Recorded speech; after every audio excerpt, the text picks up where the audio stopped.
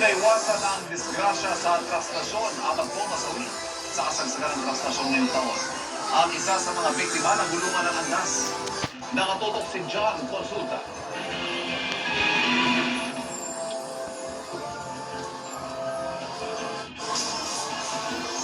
Mabalikan po natin ang pulot na yan ni John.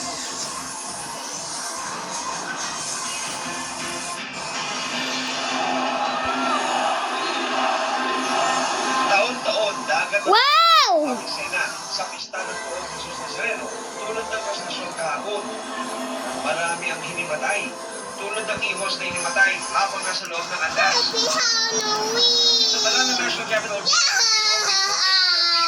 apat ang nasawi sa Trastasyon 2026 kasama ang 30 anyos na lalaki na humihila ng lubid ng andas sa bahagi ng Castillejos. Sabi ng mga witness na kasama po siya doon sa humahawak or naghihila doon sa tali. Siguro po, hindi natin masabi kung na-off balance sa dami ng tao. So, tumba po siya doon sa pavement, sa gilid. At hindi na po napansin na siya po pala ay nadaanan na po ng andas. Ayon sa Jose Reyes Memorial Medical Center, sinubukan nilang i-revive ang lalaki pero binawian din ng buhay. Please remain seated. Talaga Keep your nangyari hands, po doon sa arms, pasyente. and legs inside the tray. And supervise your children. Are you tired, buddy? Yeah, well, rin po siguro yung tamaan.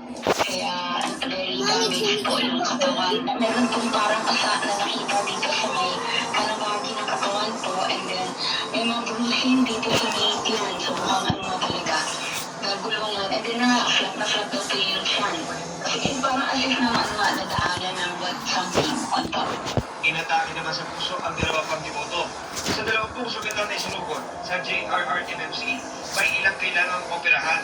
Ito po yung nasaktan sa mata na kaya kailangan siya i-confine to dito para i-repair yung kanyang corneal lacerations po. Habang naghintay po sila na nag-away yung mga magkakamag-anak, instead of yung isang kamag-anak ang nasaktan, siya yung nasaktan. So, parang barbecue lang tayo tumama sa mata po.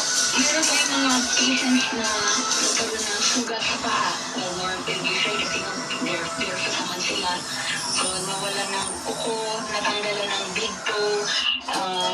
Yan, usually yung cases na tatanggalan ng mga digits sa paa.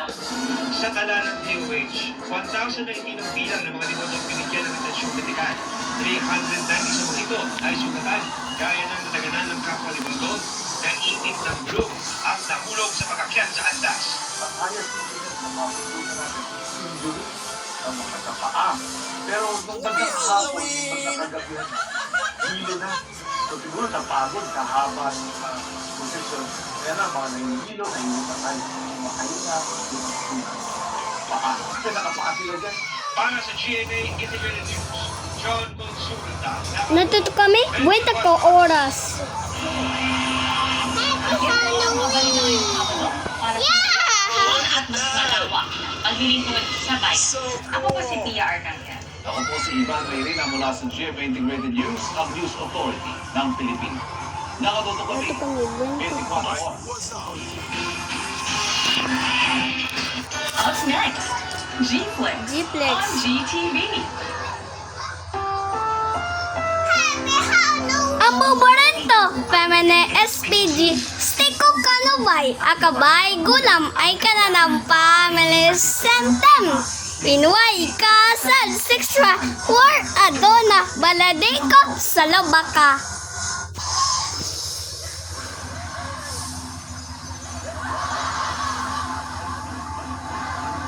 Layari ka!